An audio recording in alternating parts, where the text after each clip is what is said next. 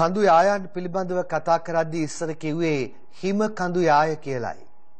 ඒ හිම කඳු යාය මෑත කාලේ ඉඳව කතා කරන්නේ කුණු කඳු යාය කියලායි. ඒ කොළඹ අවට තියෙන කුණු කඳුත් එක්ක ආද පත්තරේ මෙහෙම ලියනවා. කොළොන්නාව කුණු කන්දේ කුණු ටොන් ලක්ෂ 235ක් චාමර සම්පත් වාර්තා කරන්නේ.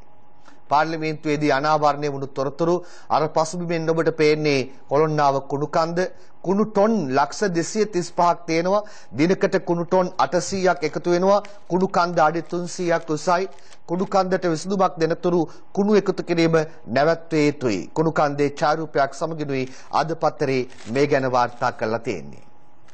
උද්ඝෝෂණ පැවැත්වුවා, විරෝධතා ක්‍රියාත්මක වුණා, ගැටලු ඇති වුණා, ගැටුම් ඇති වුණා, ඔලු පැලුණා. තාමත් මේ කුණු කන්දට විසඳුමක් පේන තෙක් මානෙක නැහැ. ඇයි ඒ බලධාරීන් එහෙම කරන්නේ? ඒ ප්‍රදේශයේ ජනතාවට අහිංසක දරුවන්ට චර්ම රෝග ඇතුළු රෝග ගණනාවකට මුල පුරලා බෝ වෙන රෝග පැතිර යනවා. මේ පිළිබඳව කොයිතරම් කිව්වත් ඒ නිහඬ බව බෙදින්නට කවුරුත් ඉදිරිපත් වන්නේම නැද්ද? ප්‍රශ්නාර්ථය අහලා මේ කුණුයයි සිතා වෙච්ච දෙයක් ගැන රිවිල පත්තරේ වාර්තා කරලා තිනවා. මෙතනට මේක අරගමු. කුණුයයි සිතා ගිනි තැබූ බෑගයේ මලසිරුරක් ඩිල්ෂාන් රත්නසේකර ලියන්නේ. ජායල ඒකල ප්‍රදේශයේ කාණුවකට පොහොර උරේක බහා දමා තිබූ මලසිරුරක් කුණු බෑගයක් යයි සිතා ප්‍රදේශවාසීන් නොදැනුවත්කමින් භූමි තෙල් දමා ගිනි තැබීමේ සිද්ධියක් ඊයේ උදෑසන වාර්තා වෙලා තිබෙනවා. කුණුත් එක්ක එනේ වඩේද මේ වගේවත් තියෙනවත් දන්නේ අර ටොන් ලක්ෂ 235ක් කුණු තියෙනවා කියලා කියපු කතාවත් එක්ක. මාධ්‍යවේදී ආතුළු තිදෙනෙකුට ප්‍රහාරයක් ධර්මප්‍රිය ලියනාරච්චි සහ පී ජයකොඩි වාර්තා කරන්නේ. කලබාන වැව ගඟ ආශ්‍රිතව කෙරෙන මහා පරිමාණ වැලි ජාවාරම සම්බන්ධව රිවිර පුවත්පත පෙරේදා අනාවරණය කිරීමෙන් පසු උරණ වූ ප්‍රදේශයේ වැලි ජාවාරම්කරුවෙකු කලබාන ප්‍රාදේශීය මාධ්‍යවේදියෙකුට සහ තවත් දෙදෙනෙකුට පහර දීම හේතුවෙන් ඔවුන් තුවාල ලබා කලබාන රෝහලට ඇතුළත් කර තිබෙනවා. ඊළඟට දිනමින පත්තරේට යන්නේ සටහන් කීපයක් බලන්නට. ඔබ දන්නවද මං අර ඉස්සෙල්ලා ඇහුවා මරු ඉන්නේ කොතනද කියලා. පාසලේ ගේට්ටුව ළඟද? එහෙමත් නැත්නම් තාරපාඩේ මහා මග යමින් ගමන්ද? ඊයේ එතනත් හිටිය අමාරු. මහනුවරදී ගසක් කඩා වැටි තිදරු මරුට අසේල කුරුළු අංශ ලියන්නේ. 6කට බරපතලයි. මහනුවර බෝගම්බර පැරණි බන්ධනාගාරයට යාබද අලුත්ගම ධම්මානන්ද මාවතේ පිහිටි පැරණි බෝගසක් කඩා වැටි එම මාර්ගයේ ගමන්ගත් ඒ වගේම ගමන් කරමින් සිටි පිරිසක් හා කැබ් රථයක් මතට වැටීමෙන් කාන්තාවක මියගොස් 6 දෙනෙකු බරපතල තුවාල ලබා තිබෙනවා. මහා භාග යනවා දන්නේ නැහැ ඔළුවට හෙන පතනයක් වගේ කඩාගෙන වැටෙනවා. හෙන ගැහුවද කියලා බලනකොට නෑ ගහක් කඩාගෙන වැටලා සමහරුන්ට බලන්න වෙලාවකුත් නෑ ජීවිතයෙන් වන්දි ගෙවන්න වෙලා. එමිල් කාන්තන් අත්අඩංගුවට ගන්නවාද නැද්ද? නීතිපති තීරණය දෙවෙනිදා අධිකරණයට කුඹුදු හෙට්ටිය ආරච්චි ලියන්නේ. කළුතර බන්ධනාගාරයේදී හිටපු ඇමති ඩග්ලස් දේවානන්ද මහතාට උල්හා මොට ආයුධ වලින් පහර දී ඔහු ඝාතනය කිරීමට තැත් කළ බවට අධිචෝදනා ලැබ සිටින ප්‍රබල LTTE ක්‍රියාකාරිකයෙකු වූ එමිල් කාන්තන් දුටුතැන අත්අඩංගුවට ගැනීමට නිකුත් කළ රතු නිවේදනය හා වරෙන්තුව තවදුරටත් ක්‍රියාත්මක කරනවාද නැද්ද පිළිබඳ තීරණය ලබන දෙවෙනිදාට දන්වන ලෙස කොළඹ විශේෂ මහාධිකරණ කොමසාරිස් විනිසුරු අයිරාංගනී පෙරේරා මහත්මිය ඊයේ නීතිපතිවරයාට නියෝග කර තිබෙනවා. අතුල් පිටු වාර්තා අතරට ඔබත් එක්ක යන්නයි සූදානම් වෙන්නේ. දලදා මැදුර අභියස මහපාර වාහන ගමනාගමනයට විවෘත කළ යුතුයි. එක පාර්ශවයක් කිව්වා අනිත් පාර්ශවය කිව්වා නොකළ යුතුයි. කණ්ඩායම් දෙක එක පොදියට ඇවිල්ලා හැප්පුණා. දැන් අස්ගිරි පාර්ශවයේ මහානායක හාමුදුරුවෝ මොනවද ඒ ගැන කියන්නේ? දිවයිනයි මේලියන්නේ දලදා මාලිගාව ඉදිරිපිට මාර්ගය විවෘත කරන්න දෙන්නේ නැහැ.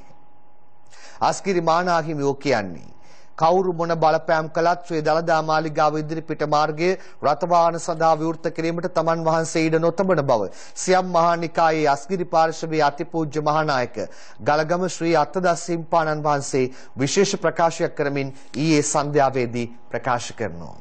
බලවත් පාර්ශවයේ අනුනායක හාමුදුරුවොත් මෙම ස්ථානයට වැඩම කර සිටියා. ඒ මතේම දැරුවා. ඊළඟට අපි නැවත දේශපාලන කර්ලියට යන්නේ. ශ්‍රී ලංකා නිදහස් පක්ෂයේ පැත්තට හැරෙමු. මහින්ද පක්ෂයේ කඩාගෙන ගිය බවට SB කියන කතාවල කිසිම සත්‍යයක් නැහැ. කවුද එහෙම කියන්නේ? ඩලස් අලහප්පෙරුමා ඊයේ ඒකාබද්ධ විපක්ෂයේ කැඳ වූ මාධ්‍ය හමුවේදී මේ පිළිබඳව අදහස් දක්වමින් සඳහන් කරලා තියෙන්නේ. තනිකර සාවද්‍යයි කියලායි කියන්නේ. එතකොට SB කිව්වේ බොරුද? බොරුමද? ප්‍රශ්නාර්ථය නැවත ඉතිරි වෙනවා. ඒ අතරේ ඊයේ මාධ්‍යමේදී ඩිලාන් පෙරේරා දැක්වූ තවත් අදහස් පත්‍රය ලියනවා. ශ්‍රී ලංකා නිදහස් පක්ෂ කිසිදු මන්ත්‍රීවරයෙකුට වෙනත් පක්ෂවලට හේතු වෙන්න බෑ. මධ්‍යම කාරක සභාව ඒකමතිකව තීරණය කළයි ඩිලාන් පෙරේරා ඊයේ මතක් කරලා දෙනවා. ඒ කියන්නේ අර ස්වාධීන වීමක් ගැන කිසිම දෙයක් එන්න බෑ කියලා ලියුමක් ගිහිල්ලා තිබුණානේ. ඒ ලියුමේ ඒ අතර හිටපු ජනාධිපතිතුමා මෙන්න මෙහෙම කියලා තියෙනවා. ලංකාදීපේ වාර්තා කරන්නේ මොනතරම් බාධකාවක් ජනතාව වෙනුවෙන් පෙනී සිටිනවා. හිටපු ජනපති මහින්ද යක්කලද කියන්නේ ශ්‍රී ලංකා නිදහස් පක්ෂයේ දෙකඩ කලේ ආප්පකාලගිය ජනපති එදා කිව්වේ නම් මතින්තොර රටක් හදනවා කියලයි. ඒත් දැන් වී ටික යන්නේ බියර් හදන්න. එදා වැඩි වේලාවක් ගත කළේ ජනතා සේවයට. අද ඉන්නේ හිරගෙවල් වල උසාවි වල කොමිෂන් වල කියලාත් හිටපු ජනාධිපතිතුමා කියපු කතාවක් පත්තරේ දක්නට ලැබෙනවා. ඒ අතරතුර දිලුම් අමුණුගම මන්ත්‍රීවරයා ඒකාබද්ධ විපක්ෂයෙන් ගොඩනැගෙන ජනතා බලවේගය ගැන අදහස් දක්වලා පළමුවරට ඉංගියක් එළියට දෙනවා නමත් එක්කම කවුද නායකයා කියලා. මේවා හංගගෙන කරන්න බෑ කවුරු මොනවා කිව්වත් අලුත් පක්ෂයේ නායකයා මහින්ද රාජපක්ෂයි. සටහන තබන්නේ මහනුවර කමල්. ඡන්දෙට දින නියම වූ වහා අපේ අලුත් පක්ෂයේ සලකුණ පාට ප්‍රතිපත්ති එළියට දානවා.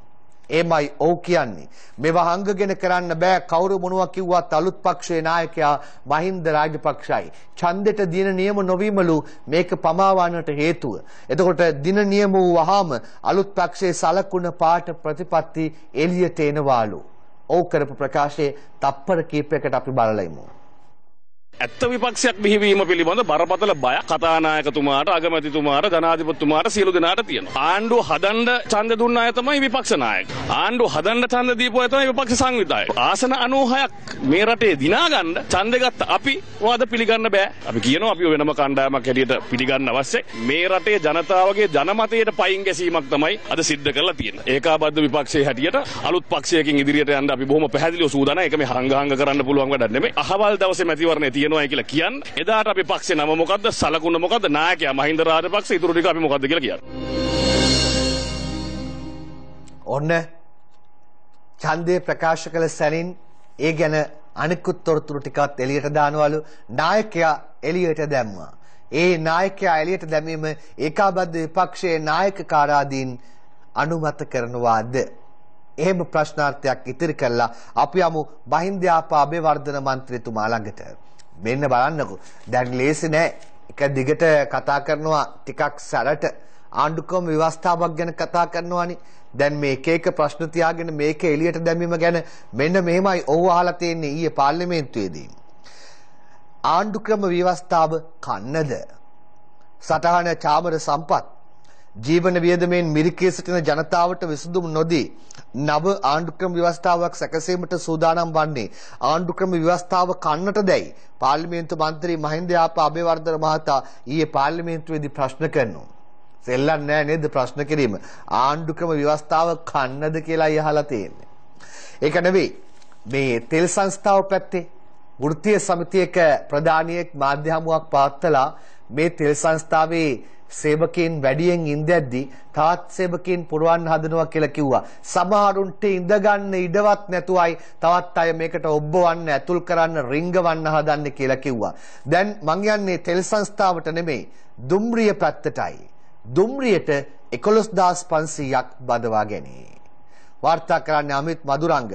දුම්රිය දෙපාර්තමේන්තුවට සේවකයන් 11500ක් බඳවා ගැනීමට සැලසුම් කර ඇතැයි ප්‍රවාහන නියෝජ්‍ය අමාත්‍ය අශෝක් අබේසිංහ මහතා සඳහන් කරනවා. මේ වගේ හිගතාවයක් තියෙනවද? සේවක පුරප්පාඩු තියෙනවද? 11500ක් බඳවා ගන්නවා කියලා අමාත්‍යවරයෙක්ම කියලා තියෙනවා. රට රැකියා දෙනවා කියලා කෙරෙන වංචා කිරීම වරින් වර ඒව එනවනේ පත්තර වලට. මෙන්න නැවත ඇවිල්ලා රට රැකියා දෙන වැයි කෝටි ගණන් වංචා කළ ඡන්ද අපේක්ෂක දැලේ. වාර්තාව බණ්ඩාරගම බිමල් ශ්‍රී ජයවර්ධනපුර මොදිතා සැඟවී සිටියේ පෙම්වතියගේ නිවසේ ඇඳ යට. ජපානයේ රැකියාව ලබා දෙන බව පවසා විවිධ පුද්ගලයන්ගෙන් රුපියල් කෝටි 2කට ආසන්න මුදලක් වංචා කළ පුද්ගලයෙකු පොලිස් ඇසට වැලි ගසා සැඟව සිටියේදී පොලිසිය වැටලීමක් කර පෙරේදා වූ අත්අඩංගුවට ගෙන තිබෙනවා. අත්අඩංගුවට ගත් සැකකරු 2013 වසරේදී මන්නාරම ප්‍රාදේශ සභාවට ශ්‍රී ලංකා නිදහස් පක්ෂයෙන් අපේක්ෂකයෙකු ලෙස ඉදිරිපත් වූ අයෙක් බවත් පොලිසිය කියනවා. වැඩේ තියෙන්නේ රට රැකියාව දෙනවයි කියලා වංචා කළා අල්ලන් දෙනකොට හැංගිලා හිටපු තැන නේද? සැඟව සිටියේ පෙම්වතියගේ නිවසේ ඇඳ යට. ඔහුට එතන ගොඩක් පුරුදු තැනක්ද කියන්න අපි හරියට දන්නේ නැහැ. ඊළඟට ලංකාදීප පත්තරයට අපි යමු. ඇඹිලිපිටියේ සිද්ධිය වාර්තා කරලා තියෙනවා. පොලිසිය CIDෙන් CCTV දර්ශන ඉල්ලයි. වාර්තා කරන්නේ අජිත් ලාල් ශාන්ත උදේ ජයන්ත නානායක්කාර. ඇඹිලිපිටිය නවනගරයේ මෙන්ඩිස් ගොඩනැගිල්ලේ පැවති සාදයේදී පොලිසිය සමග ඇති වූ ගැටුමේදී පොලිස් නිලධාරීන්ට පහර දෙන ලද කියන සිද්ධියේ ඉදිරි විමර්ශන සඳහා රාජ් පොලිසිය භාරයට ගත් එම ගොඩනැගිල්ල අවට පිහිටි ආයතනවල CCTV කැමරා දර්ශනවල පිටපත් පොලිසියට ලබා දීමට නියෝග කරන ලෙස ඇඹිලිපිටිය පොලිසිය ඇඹිලිපිටිය මහේස්ත්‍රාත් ජනක කැකිරදෙනිය මහතාගෙන් ඊයේ ඉල්ලීමක් කළා තියෙනවා. ඉල්ලීම කළා තියෙන්නේ එතකොට අධිකරණය කරපු අර නියෝගය මේකට අදාළ අය අත්අඩංගුවටගෙන අධිකරණයට ඉදිරිපත් කරන්න කියලා තාම එක්කෙනයිනේ. විදේශාර්ථ සදා මව්බිමෙන් පිටරට ආරංචි. පැරණිතම වෘත්තියට ඉන්දුනීසියාවෙන් තිත රතු එළි දිස්ත්‍රික්කවලට වැට. මගීන් 23 දෙනෙක් එක්ක නේපාල ගුවන් යානය බිම මලසිරු කඳුකරේ තැන්තැන්වල ඊට අදාළ ඡායාරූප කීපයකුත් ඔබට දකින්න පුළුවන්. අදාළ ගුවන් යානයේ ඊට පස්සේ බිම් වැටලා සුන්බුන් බවට පත් වෙලා තියෙන හැටි. ඊළඟට මෙන්න කතාවක්. පාකිස්තාන නිලියගෙන් මෝඩිට පාට් එකක්. පාකිස්තාන ස්වරූපී නිලියක් මෝඩි කියලා කියන්නේ ඉන්දිය අග්‍රාමාත්‍යරයා. පාකිස්තානයේ අපි ආදරය හොඳින් හඳුනනවා. වෛරය ගැන අපි විශ්වාස කරන්නේ නැහැ. ඒත් ආදරණීය මෝඩි පොඩි ළමෙක් වගේ හැසිරෙන්න එපා. අපිව කේන්ති ගස්සන්න එපා. එහෙම වුණොත් කවුරු ඉතුරු වෙන්නෙත් නැහැ. දැන් ඔයා තේ බීලා අනෙක් අයට දෙන්න. මෙසේ කියාත්තේ පාකිස්තානයේ ස්වරූපී නිලියක්. තමන්ගේ Facebook කිනුම හරහා තමයි එහෙම කියලා තියෙන්නේ. ක්‍රීඩා වාර්තාවක් අර සාග් රන් පදක්කම් ලාභී මැතිව් අබේසිංහ කියන කතාවක් සමේ වර්ණය හෝ නම අරමුණු කරගෙන කෙනෙක්ව විවේචනය කළ යුතු නැහැ. කවුරු හරි එහෙම විවේචනය කරන්න ගියාද මේ ලංකාවට කීර්තියක් අත්කර දුන් ක්‍රීඩකයා හෝ කවුරුන් හරි ඒ ක්‍රීඩකයා නැවත කියනවා සමේ වර්ණය හෝ නම අරමුණු කරගෙන කෙනෙක්ව විවේචනය කළ යුතු නැහැ කියලා. කාටුන් පෙළ පමණයි ඉතුරුව තියෙන්නේ. බලාපොරොත්තු වන්න මේ විරාමයෙන් අනතුරුව.